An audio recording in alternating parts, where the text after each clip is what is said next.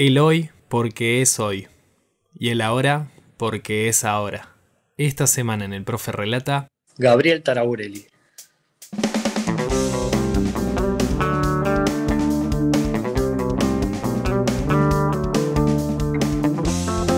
Bueno, Gabriel, bienvenido a este podcast temporada número 3 de Argentinos Olímpicos y Paralímpicos. La verdad que para mí tenerte es un placer, así que bienvenido. Muchísimas gracias por la invitación, un placer para mí y bueno, vamos a compartir un grato momento. Bueno, Gabriel, vamos a cómo arranca todo en realidad. Vamos a empezar por el comienzo de esta historia de vida, de cómo llega el deporte. ¿Cómo te atrae el deporte? De chico, 5 o 6 años, me miraba todos los programas de artes marciales, unas películas chinas donde chinos volaban y se tiraban patadas. Mi pequeño karateca empezó a hacer una serie y en mi casa terminaba de ver las series y estaba como a las patadas con los almohadones, un poco las puertas y me creía que estaba dentro de esa película, ¿no? Eh, Hasta que un día unos amigos del barrio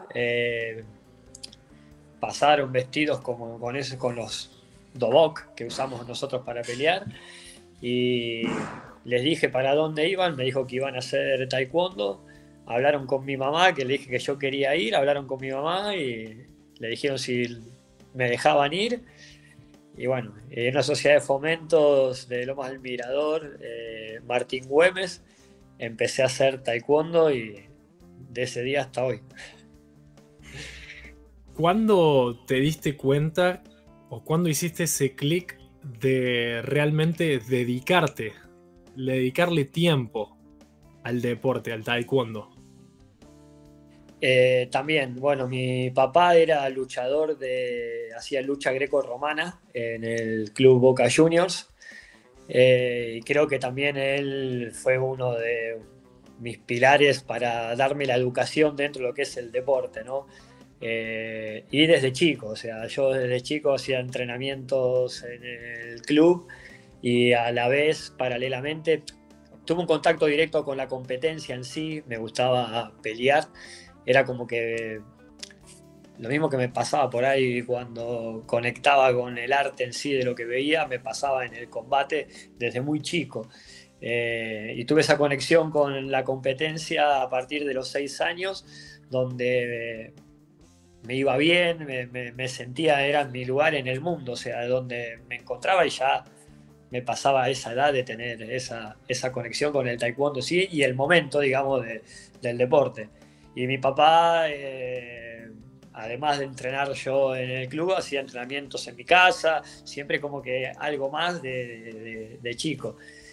Y ahí tuve esa formación, digamos, a nivel profesional y con esa educación dentro del deporte, y competía y ganaba, y trofeos y todas esas cuestiones, y eh, ya me di cuenta que era lo que quería, donde pertenecía, y aparte estaba cómodo, nunca lo sufrí, ¿me entendés? En el sentido de sufrir el deporte, porque también pasa, pero a mí me pasaba que más hacía, más me divertía, más me sentía enfocado, era lo que realmente amaba hacer. ¿Cuándo llega ese primer llamado a representar la selección argentina? Y a los 14 años, después de pasar todos los ciclos de clasificación, de las etapas, digamos, infantil y juvenil, eh, me dan la posibilidad me citan para la selección nacional juvenil. Justo había una competencia que era el primer mundial juvenil, donde tuve que hacer toda la clasificación y clasifiqué para poder ser el representante en la categoría. Y de ahí empezó mi etapa como parte de atleta dentro de la selección nacional. Bueno, dijimos en la introducción que el taekwondo llega a ser olímpico en Sydney 2000. ¿Cómo fue esa clasificación y esa preparación para vivir lo que fue, digamos, tu único juego olímpico como atleta? vamos a llamarlo así, porque tenés más experiencias en Juegos Olímpicos que lo vamos a charlar después, pero como atleta tenés ese que es súper importante, porque fue la primera vez que el taekwondo es considerado olímpico y además tenés un resultado bastante interesante que es un cuarto puesto. En el año 98 entro a la selección adulta, digamos, a la selección mayor, en la categoría de 97, creo, en la categoría de 54 kilogramos. Tenía 17 años. Hago la primera, tengo la posibilidad de viajar a un torneo en Estados Unidos, donde es el torneo US Open, un torneo importante. Consigo la medalla de oro después de varios combates, digamos, también difíciles. Lo que también me marcaba a mí era mi primera medida real en el alto rendimiento, digamos, el real de las categorías, digamos, mayores. Y la verdad que me había ido muy bien y me convocaron para ser parte del equipo que iba a competir en los Juegos ODESUR en Cuenca. Tengo la posibilidad también en la competencia, llego a finales, pierdo la final con Brasil, quedo medalla de plata, y en el año 99 se empieza a hablar, un periodo antes, que el taekwondo tenía la posibilidad de ser oficial en los Juegos Olímpicos. Ya había visto en Barcelona 92, fue como exhibición, en Seúl también. Bueno, en el año 98 se empieza a hablar de Juegos Olímpicos. En el año 99 teníamos la clasificación. El entrenador tenía que decidir por 2 categorías adultas, varones, y 2 mujeres. En la categoría de varones eligió 58 y 67 y 68, perdón, que viajó un compañero mío, Alejandro Hernando. Y bueno, me dice que me iba a dar la posibilidad de competir para tener la posibilidad de clasificar a los Juegos Olímpicos. Obviamente que mi cabeza, por ahí lo bueno del todo fue que no tomé la dimensión de a dónde íbamos, o sea, entendía el sí de la importancia de la competencia, pero como que lo importante para mí estaba en la parte del entrenamiento, de lo que venía. El deporte en esa época tenía otra política deportiva. Hoy hay programas que funcionan completamente diferente a la época nuestra. Por ahí nosotros en un año hacíamos un viaje o 2 viajes y era todo lo que sabíamos del mundo. Hoy sabemos lo que hace el chino hasta la hora que come, deja de comer, duerme, descansa y entrena. Pero bueno, siempre con la ilusión también de eso que tenemos nosotros, del creer que sí podemos. Y estoy muy aferrado a eso, o sea, internamente para mí es muy importante, soy muy competitivo, entonces es, como te decía antes, me siento cómodo en la dificultad por ahí, sí, de las cosas, es donde más atento estoy para poder resolver. Y bueno, yo sentía que era mi oportunidad, era chico, y que a pesar de por ahí no tener toda la experiencia, tenía la posibilidad y me aferré a la posibilidad. Y bueno, hubo un mundial que no fui, que era un mundial para clasificar a los Juegos Olímpicos también, que entraban los 8 primeros, y no formé parte del equipo que fue. Y después mi entrenador me llevó al clasificatorio continental, donde clasificaba el primero y el segundo de las categorías. Bueno, hice 5 combates, en la final peleó con Estados Unidos y los 2 clasificados a los Juegos Olímpicos. Y una locura, ¿no? ¿Cómo lo viviste al juego en sí? Y lo viví tomando la dimensión de lo que era. Para que te des una idea, después la clasificación ya era, yo tenía una beca promesa 2004, como que mi momento, digamos, deportivo estaba yendo para ese lado, pero sin desperdiciar nunca la oportunidad que tenía. O sea, yo también sabía que podría ser, es hoy. Era ese momento, la hora, y tener la posibilidad de poder cumplirlo. Y sentirme que también, o sea, lo que te digo, sentir que estaba preparado para poder pelear con cualquiera, pero necesitaba también la preparación y la formación para poder hacerlo. Para que te des una idea de la preparación específica, fue ir un mes a Corea. Ir un mes a Corea en ese momento era como decirte ir a meterte dentro de un lugar donde había 100 atletas de tu categoría con niveles muchísimamente superior, pero al nivel de lo que nos íbamos a enfrentar, como era la prueba de fuego. Mi compañero de equipo, que era Alejandro Hernando, capitán del equipo también, ya habían ido a Corea. En el avión, nos subimos al avión y me dice, bueno, mira, te voy a decir una cosa, esto funciona así. Vamos a llegar y va a haber 50 de cada categoría, vamos a pelear. Si te pegan el primer día, te van a pegar todos los días. Entonces el primer día es el fundamental. Es el que va a marcar todo lo que va a pasar después. Imagínate, yo tampoco tenía la experiencia, tenía 17 años, o sea, 28 horas de viaje rezando y diciendo en la que me metí, ¿me entendés? O sea, era eso y no podéis pensar todo el tiempo de que había que sobrevivir el primer día para después ver cómo continuaba. Y la verdad que bueno, todas esas cosas me sirvieron muchísimo, llegar a Corea, entrenar, que me vaya bien, sentirme que estaba preparado para lo que venía.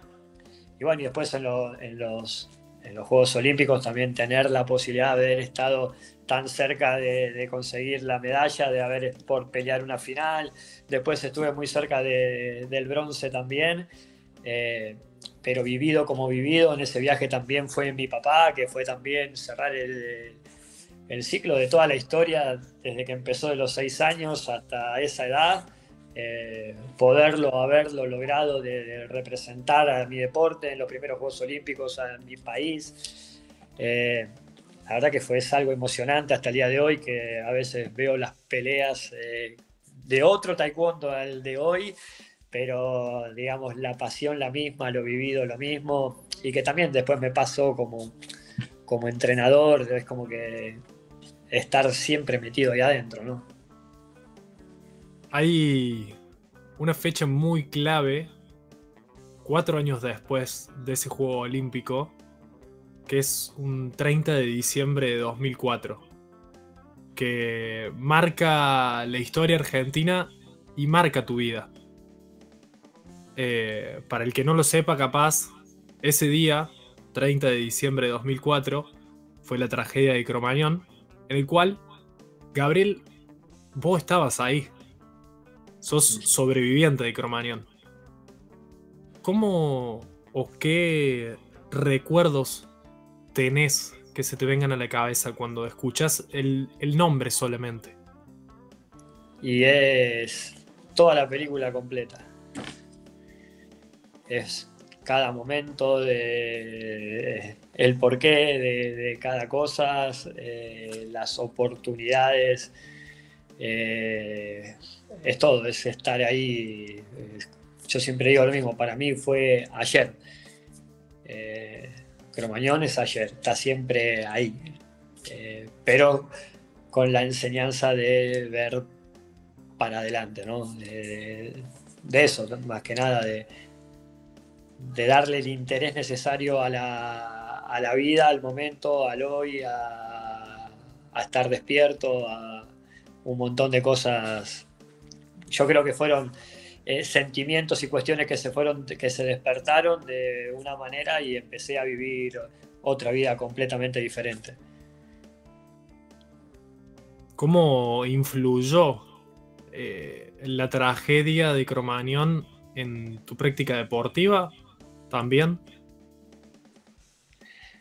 Sí, de hecho no podía seguir haciendo deporte de alto rendimiento, digamos, porque todavía no se sabía bien la secuela que podría haber causado el monóxido de carbono. De hecho estuve mucho tiempo expectorando negro después de haber pasado unas cuestiones que muchos estudios también para ver el oxígeno en sangre, temas también de pulmones. De hecho, yo dejo también de competir para intentar volver. Y más allá de eso, como que mi cabeza estaba también pasando por otro momento completamente diferente, ¿no? Pero bueno, el principio era que todavía no podía hacer deportes de alto rendimiento, sí podía hacer otro tipo de, digamos, de actividad, pero no llevado al extremo como entrenábamos nosotros. Y después mentalmente creo que me fortaleció y me potenció lo que pensaba. Pero como te decía antes, o sea, estando más despierto, con la cabeza más en el presente, en el momento, en lo que hay que hacer. Y bueno, puede ser que todo eso también haya sido el todo, pero en la parte, como te decía antes, en la parte mental, me fortaleció muchísimo. Como vivir directamente el hoy porque es hoy. El hoy porque soy, pero y el ahora porque es ahora. Dentro de un rato, no sé, mañana al menos, lo que va a venir. Entonces, ahora y estar conectado realmente con las cosas que uno cree que son para bien, ¿no? Y disfrutar eso.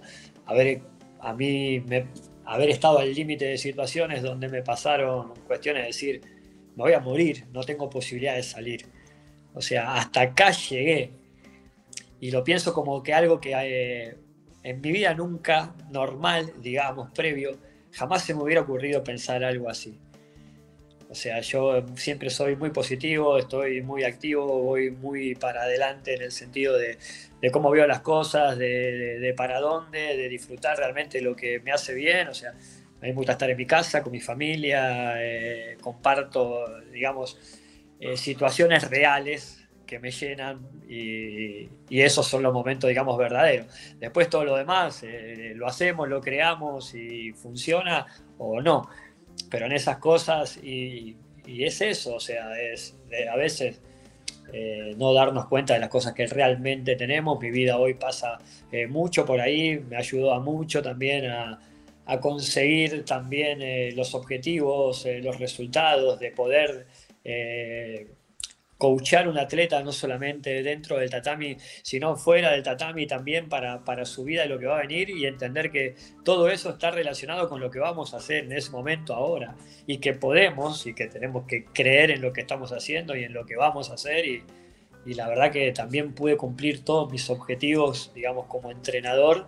Eh, Después de haberlo, después de pasar Cromañón, y también después el hecho de uno de los por qué sentí que realmente tuve la posibilidad de estar vivo fue porque estaba también conectado con el taekwondo, porque a partir de ahí yo hablaba con un amigo y le decía, yo voy a hacer esto, voy a entrenar acá, voy a ser el mejor entrenador, voy a lograr esto. Eh, y todo lo que fui diciendo me fue pasando, y todo lo que le fui diciendo también a mis atletas desde el inicio de que empezamos a trabajar, era todo lo que íbamos a lograr y todo lo que íbamos a formar para después. O sea, que no solo sea un resultado, sino que vamos a dejar una estructura armada para el futuro, para que todos tengan mejores posibilidades las que tuvimos nosotros. O sea, yo me baso mucho en eso también a la hora de esa, tener la posibilidad de poder generarle al atleta mejores condiciones y posibilidades de las que tuve yo, o las que por ahí considero que a mí me hubieran dado más posibilidades para poderlo haberlo cumplido. ¿Por qué es importante que quienes no conocen lo que fue Cromañón lo conozcan y sepan lo que pasó? Y es importante para, como te decía antes, estar atento a dónde nos movemos, cómo nos movemos.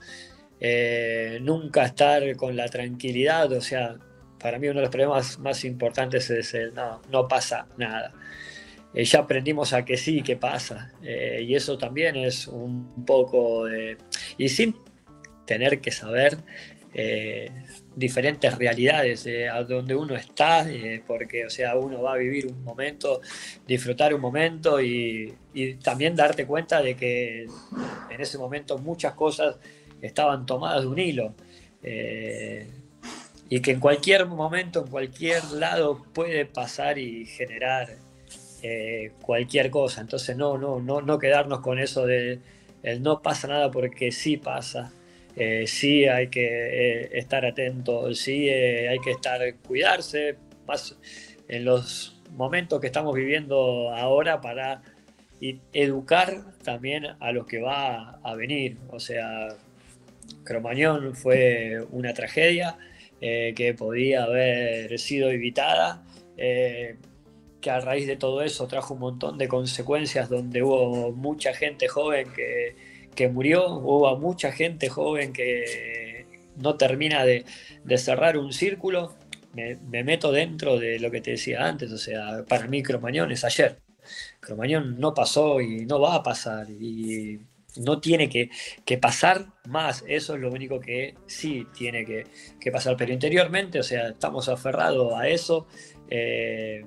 A cada una de las personas, o sea, les llega diferente, lo vive diferente. A mí, o sea, tuve momentos malos, sí, pero me aferró a lo que es el deporte, me aferró a seguir para adelante, me aferró a ver la vida de otra manera, a hoy manejarme diferente, cómo me muevo, cómo vivo, dónde voy, dónde no voy, dónde me siento cómodo, lo que te decía de vivir los momentos reales con la gente que realmente es, y estar ligado a eso, ¿no? Y proyectar, crear y saber lo que hablábamos antes. Dentro de un rato no sé, mañana no sé, entonces no tener miedo a jugársela porque hay un montón de tiempo para equivocarse, para vivir, para hacer, siempre haciendo las cosas bien, obviamente, por el lado ese. Pero arriesgarse, no dudar. O sea, quiero tener el mejor podcast, voy para eso. Estoy haciendo eso y voy a llegar a hacer lo que piense que va a pasar y depende de otro. Y te lo digo de haberlo vivido. De estar en situaciones que hablé, que me imaginé y de repente haber cerrado todo de la mejor manera y no una vez, sino varias veces. Y estoy seguro de que obviamente hay un montón de gente que colabora, trabaja y que se conecta para cumplir el mismo objetivo, pero uno es el motor de lo que quiere hacer y lo que no. Gracias por tu testimonio en ese sentido. La verdad que, nada, es totalmente... Wow, te escuchaba y la verdad que transmitís todo eso que capaz eh, sentiste en ese momento llega. O sea, literalmente es como que me sentaría 1000 horas a escuchar eh, diferentes testimonios de esa tragedia en sí. Y pasado Cromañón, volviendo un poco al deporte, cuando decís, bueno, no tengo el alto rendimiento, pero me puedo dedicar a ser entrenador. ¿Cuándo das ese quiebre? En un principio pensé que, o sea, me preguntabas a mí, nunca me veí como entrenador, o sea, lo mío era dentro del tatami. Eh, Pasó un tiempo, me puse a estudiar preparación física para deportes de combate en alto rendimiento. Y cuando estaba dentro de, digamos, del curso, empecé como a abrir la mente y generar ideas y empezar a crear. Empecé a entrenar un atleta que quería prepararse específicamente para, yo no tenía gimnasio, no tenía nada, o sea, solo estaba terminando de tomar la decisión para ver si realmente era lo que me movía o no, ¿no? Pero cuando ya estaba en el curso era como que sentía que era para mí, ¿entendés? Era lo mío. Eh, y bueno, en ese momento empecé a entrenar un atleta que quería entrenar, que vino con el padre. Le dije, mirá, yo no tengo gimnasio. Fui, busqué un gimnasio de pesas y que tenga un lugar para hacer taekwondo, porque a la vez quería empezar a poner en pie lo que venía pensando durante el desarrollo. Fue como mi conejo de India, digamos, en su inicio, que yo siempre les digo, ellos fueron mi proyecto, o sea, los creadores del proyecto fueron ellos. Y empecé con uno, dos, tres, después llegué a tener un equipo de 20 cinturones negros que ya tenían resultado a nivel nacional. En un año más o menos llegamos con el equipo a la final de los nacionales y la mayoría de los atletas se clasificaron para ser parte de la selección nacional. Y se abre en un momento el pedido de asistentes de entrenador, presento currículum también y al año me llaman para empezar a trabajar como asistente de entrenador. Pero ya estaba metido en otros niveles, ¿no? Y como que adentro también empezaba a ver otras cosas. Y bueno, y con el tiempo tuve la posibilidad de que el cuerpo técnico que también estaba en ese momento me dé la posibilidad de trabajar y de tener la libertad de generar el plan y el proyecto. En el taekwondo en ese momento estaba destruido políticamente, no había un equipo en sí, una selección en sí, se había perdido el sentimiento de selección, entonces era generar todo un proceso de nuevo. Y lo armamos, empezamos a convocar, empezamos a abrir el proyecto a las provincias, creo que la primera convocatoria vinieron 80, empezamos a armar el equipo, bueno, y de ahí de ese equipo salió Lucas Guzmán, Sebastián Krismanich, Martín Cío, digamos, todos los atletas que después me acompañaron a mí durante el proceso, ¿no? de selección. Y no, la verdad que fue increíble, porque también es lo que me pasó como practicante de taekwondo, de poder haber cumplido todo el proceso de la etapa infantil hasta cinturón negro completa por cada una de las etapas.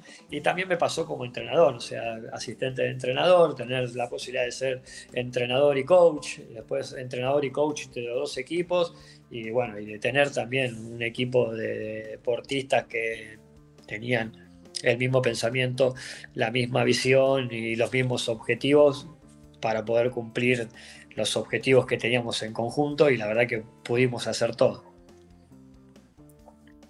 ¿Cómo es el proceso de un año bastante especial, que es 2012, en el cual llegan los Juegos de Londres 2012, con Seba Krismanich, en el cual, bueno, logra la medalla de oro en estos Juegos? Y la verdad que fue para nosotros, mientras estábamos dentro de lo que es el proceso, era como que el sentimiento era: vamos a ser campeones olímpicos. O sea, nunca lo dudamos. Pero literalmente, o sea, no es que para decirte que no, o sea, el foco era... Y también todavía con un Sebastián no al 100% de su cabeza mental para poder conseguir todo lo que tenía, y la potenciación también de todo el grupo que hizo que todo pase. O sea, nosotros realmente éramos un equipo, pero también éramos una familia, o sea, todos sabíamos absolutamente todo, todo cronometrado con todo, y como que cada detalle que hicimos y propusimos dio el resultado final. Y después haber sido la única medalla de oro olímpica de toda la delegación de ese momento, de todos los deportes. La primera medalla de oro olímpica para el taekwondo es el objetivo de Sebastián. O sea, se me viene a la cabeza todos los pasos desde que empezó hasta conseguirlo, en un torneo que era, bueno, lo que conlleva un Juego Olímpico, no siendo por ahí la figura del evento para poder ser el campeón olímpico, teniendo en su categoría 10 potencias mundiales en una de las categorías en ese momento más difíciles de lo que era el taekwondo olímpico, y haber pasado de un Juego Olímpico como si hubiera sido un torneo más dentro de... Y cuando nos encontramos en la final, después de todo, fue como que terminó el día. O sea, para nosotros fue terminar, listo, ganamos, nos vamos. Y alrededor de eso, bueno, la bomba que hace que el taekwondo llegue a todos lados, tener nosotros dentro de nuestro deporte una figura como Seba para el deporte argentino, de que la gente hable de lo que es taekwondo y que nosotros fuimos parte de eso, ¿no? Eso es increíble. Termina siendo una vidriera en ese sentido, como un explote, esa medalla de oro. Exactamente. Y Si la pudieras describir en una palabra, por ejemplo, esa medalla de oro. Siempre que me preguntan, no hay palabras, o sea, no puedo explicarte. No hay palabras, algo mágico. Y por ahí lo llevo al sentimiento más que a la medalla en sí, porque las cosas que pasamos para poder cumplir esos objetivos y el objetivo, ¿no? Esos. No tiene palabras. Sí, llevó muchísimo esfuerzo, pero el sentimiento después fue mágico, o sea, no hay palabra para describirlo, no existe. ¿Cuándo comenzás a trabajar también con lo que es el taekwondo paralímpico?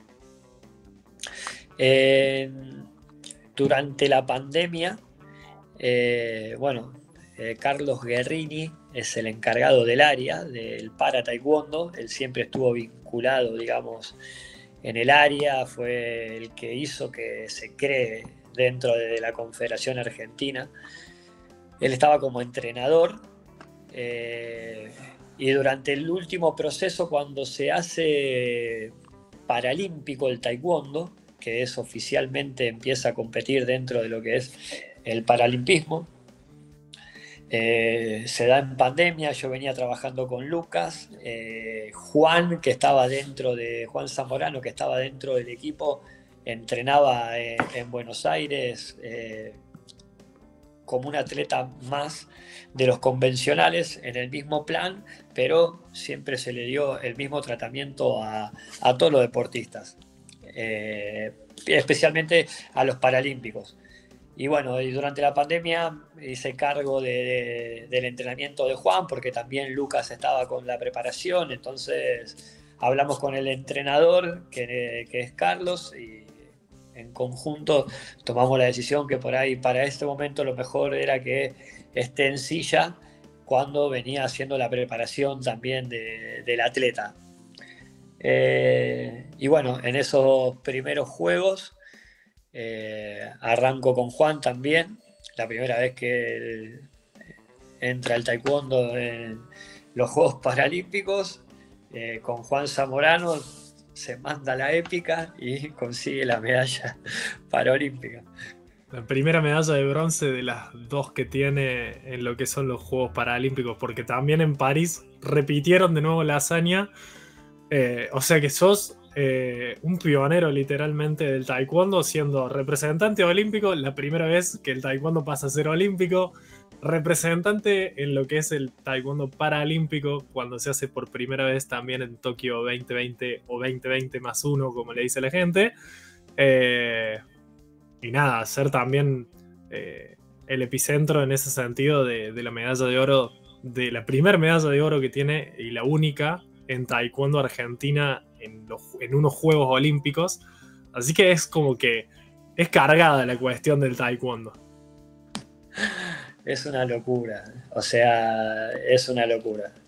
Y te lo vuelvo a repetir, porque es una locura, porque en ningún momento dudamos que también lo podíamos hacer y lo hicimos. Y es como decís vos, es una vidriera y conecto a lo que era antes. Es creer, hacer. Sí, es 100%. Nunca es 99, es 100, 110, sí se puede. Es eso. Y sabiendo que puede salir mal, pero sin dudar. Y con la tranquilidad de que, porque nos pasa, no es que ganamos todo, o sea, hicimos lo que teníamos que hacer, sí, listo. No nos arrepentimos de nada, no, también ganamos, ¿me entendés? Y mañana tenemos otra posibilidad.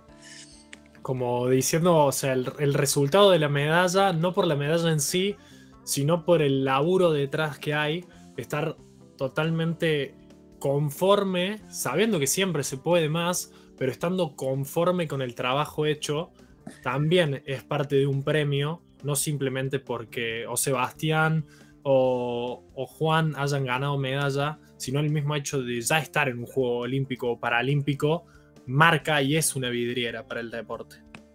Completamente, completamente. Y es eso Mira, siempre yo lo que digo es que nosotros invertimos mucho tiempo de nuestras vidas para hacer esto y hay que invertirlo bien porque no lo vamos a recuperar más. O sea, yo empecé en el 2008 como entrenador, hoy sigo siendo parte, viví dentro de un avión, de un hotel y de un centro de entrenamiento y de competencia, y me fui con mis hijos así y hoy son así. Y también en ese momento decidís, ¿me entendés? Jugar una ficha que siempre que ganas algo, perdés algo, y cuando perdés también ganás. Y es eso, de volver a nuestras casas, y también se lo decía al equipo, de decir, dimos el 100% listo, volvemos tranquilos. No se dio el resultado que puede ser, ¿me entendés?, en el combate en sí, ese día, en ese momento y otras cuestiones. Pero el dar el 100%, estar al 100%, no se negociaba, no se negocia, o sea, es lo que tenemos que hacer porque es donde estamos poniendo el tiempo y no lo vamos a recuperar. Pero por lo menos digamos, listo, lo hicimos, me saco la duda y si nos sale bien, muchísimo mejor. Si nos sale mal, lo intentamos y fuimos por ahí. Y esa realmente es la mentalidad, ¿no? No, para poder seguir. Si no, o sea, hay atletas hoy más en día que los problemas de ansiedad, ¿me entendés? Las cuestiones también del alto rendimiento en sí, de la presión del alto rendimiento en sí, o sea, yo lo mismo que sentía en una silla coachando, lo sentía peleando, y por ahí en una competencia lo sentía 20 veces porque tenía atletas que hacían 20 peleas todo el día, y es estar metido y es estar comprometido y es que estamos para esto. Y sí, pasa por ahí.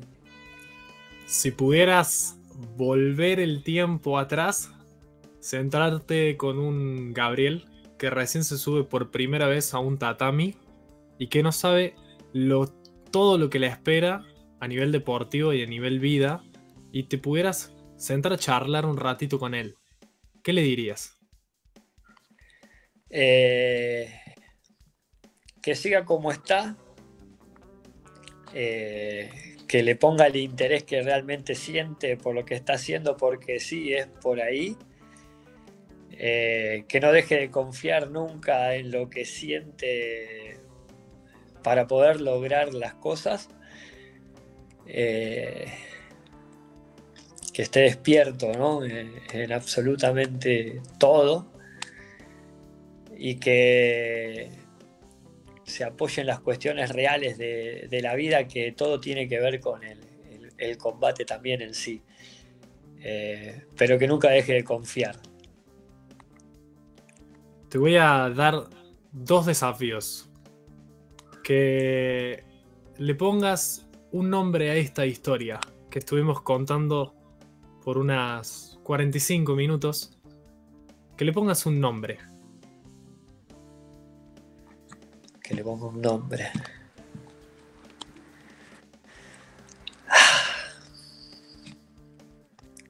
Que le ponga un nombre. Es difícil, no es fácil. Tómate todo el tiempo que vos quieras. Sin apuro. Le pondría siempre resistir. Siempre resistir va a ser el Sí. nombre del capítulo en el cual, bueno, vamos a contar tu historia de vida, tanto deportiva como también, como vos decías, siempre Cromañón fue ayer. Así que la verdad, Gabriel, el segundo desafío es que invites a algún deportista olímpico o paralímpico o quien vos quieras que haya sido staff, que haya ido a un juego tanto olímpico como paralímpico, para que también conozcamos su historia y podamos contarla dentro de este podcast llamado El Profe Relata. Me gustaría de corazón alguien que tiene una gran historia para contar, alguien que tuvo un logro muy importante, no solo dentro del deporte, sino en su vida. Juan Zamorano. Juan seguramente será invitado a este podcast, así que la verdad, Gabriel, como te decía al principio, para mí es un honor tener tu historia, un honor aprender del taekwondo con vos y un honor también aprender de la vida con vos. Así que la verdad, muchísimas gracias por pasarte por el Profe Relata. Muchísimas gracias a vos, el mayor de los éxitos en lo que estás haciendo y en lo que vendrá. Como te dije antes, no te lo digo, te lo digo como un amigo. Siempre es por ahí, y confiando y pensando en grande, sin miedo a lo que va a venir. Te podés equivocar y nos podemos equivocar, pero nunca dejar de intentar lo que realmente creemos. Me sentí muy cómodo, me encantó lo que hicimos. Espero escuchar la de Juan muy atento, y nada, para lo que necesites, y el mayor de los éxitos. Muchísimas gracias. Y gracias a vos por sumarte a la comunidad del Profe Relata. Si querés seguir descubriendo historias de deportistas argentinos olímpicos y paralímpicos, no te olvides de seguirnos en Instagram como @elproferelata. Nos vemos en la próxima.